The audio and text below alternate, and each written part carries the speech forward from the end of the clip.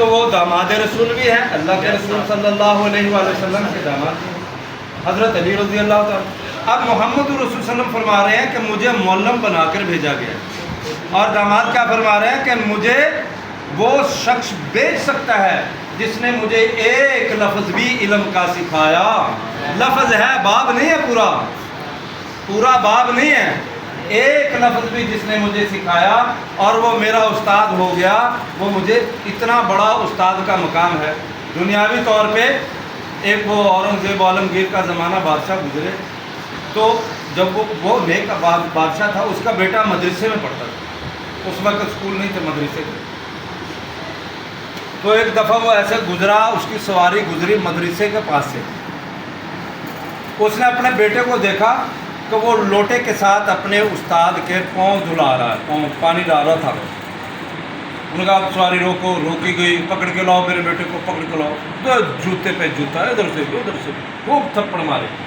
وہ سارے پوچھنے لگے، وہ وزیر جو تھے اور وہ دربان وغیرہ، امیر بادشاہ سلامت، آپ نے یہ کیا کیا؟ آپ نے اپنے اتنے پیارے لگتے جگر کو اتنا مارا؟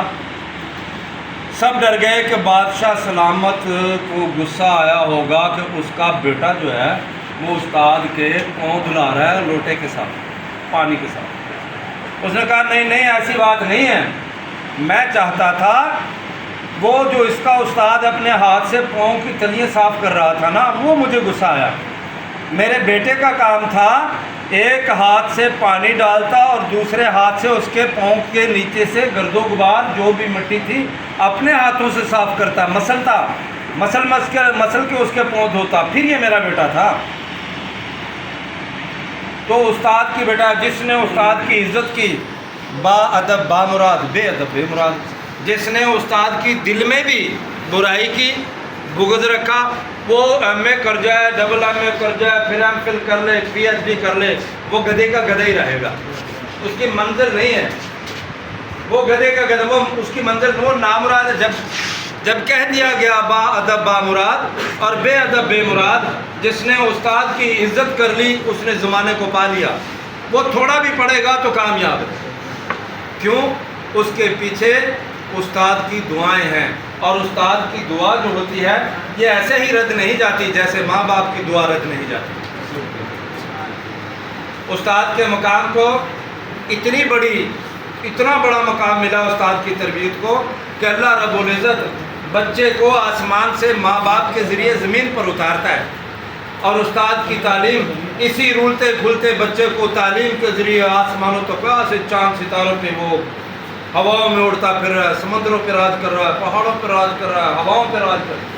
دیکھا نہیں استادوں کے چلائے ہوئے وہ بڑے بڑے بحری جہاز چلا رہے ہیں سمندروں کے اندر، 10 دن سمندروں کے اندر، اور وہ جہاز وہ جو ہوا میں اڑ رہے ہیں، کچھ جنگی شین شین شین، ہم دیکھ ویسے ڈر لگتا ہے، اس کی آواز سن کے بچے ڈر جاتے ہیں، گوں کر کے نکل جاتا ہے۔ سوچا نہیں اس کو کون چلا رہا ہے؟ اس کو انسان چلا رہا ہے، اور کیسا انسان چلا رہا ہے؟ وہ تراشا ہوا انسان تھا جس کو کسی استاد نے تراش کر بھیجا ہے، اس کو تراش کر بھیجا گیا ہے۔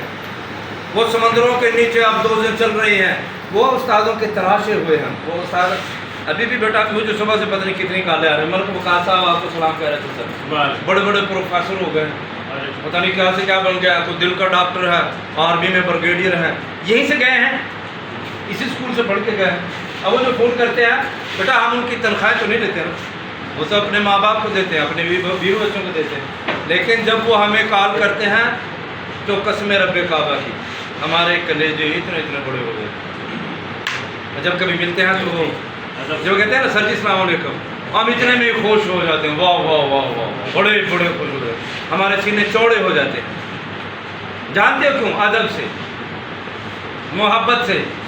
تو میری گزارش ہے بیٹا اپنے اساتذہ سے محبت کریں۔ ایک نا بہت پرانا شعر ہے، چوری کرنی جائز، چوری کرنی جائز ہے، جائز ہے۔ دیکھو میں فتویٰ دے رہا ہوں، چوری کرنی جائز ہے، دھاڑا واجب جان، کھو کھانا مستحب ہے، لکھیا وچ قرآن۔ اب اس کا معنی کیا ہے؟ چوری کرنی جائز ہے، یہ چوری ہے اللہ کے ساتھ کرنا، کہ جب سب دنیا سو جائے اور تہجد کا وقت ہو آپ اس وقت اللہ کو منائیں، یہ چوری ہے، یہ سب سے چوری ہے۔ کہ کوئی نہیں دیکھ رہا، اللہ کو منائیں، عبادت کریں، چوری کرنی جائز ہے۔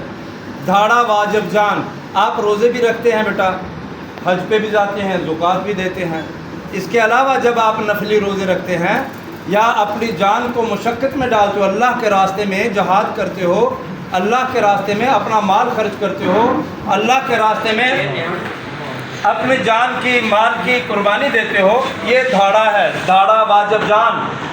اب دوسرا لفظ آخری، اوے قیمتی لفظ بیٹا، کھو کھانا مستحب ہے، کھو کھانا مستحب ہے، لکھا بچ قرآن۔ چھین لو، کن سے؟ اپنے اساتذہ سے، ان کی خوشامد کر کے، ان کے پیچھے بھاگ کے، ان کی منتیں کر کے، ان کے آگے پیچھے دوڑو، ان کی اور ایسے ہو جاؤ کہ آپ ان کے سامنے ذرہ بھی نہیں ہو، ان کی خوشامد کرو، ان کی خدمت کرو، ان سے محبت کرو، ان سے علم چھین لو۔ کھو کھانا، چھین لینا، کھو لو، چھین لو، کھو کھانا مستحب ہے، لکھا بچ قرآن۔ آپ کے اسکول میں بیٹا بڑے بڑے مایہ ناز اساتذہ ہیں، یہاں بڑے تعلیم یافتہ اساتذہ ہیں، دیکھیں M Phil, M S C, B S C, B S C تو نام ہی M S C, B S C, M Phil, P H D teacher ہے۔ تو آپ ان سے اپنی محبت دکھائیں، ان کی خوشامد کریں، پھر پتہ لگے گا، پھر ٹیچر ڈے آپ منائیں گے جب بڑے بڑے آفیسر بنے ہوں گے نا، پھر آپ کو کوئی بات یاد آئے گی تو پھر کال کرنا، میسج کرنا، پھر شرم نہیں آئے گی، پھر آپ فخر محسوس کرو گے، پھر فخر محسوس کرو گے اپنے اساتذہ پر بھی اور خود پر بھی۔ جزاکم اللہ، السلام علیکم ورحمۃ اللہ وبرکاتہ۔